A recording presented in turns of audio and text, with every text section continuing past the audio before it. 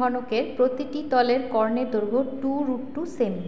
ঘনকটির আয়তন কত? ঘনক বলতে লুডোর ছক্কা ঘনকের সবথেকে ভালো উদাহরণ। তো ঘনকের এক একটা তল কি হবে?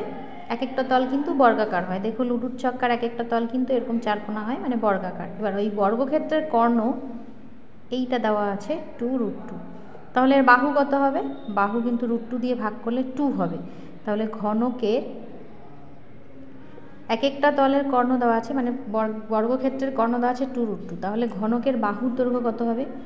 ঘনকের বাহুর দৈর্ঘ্য হবে এই কর্ণকে √2 দিয়ে ভাগ করব, তাহলে 2 সেমি হলো।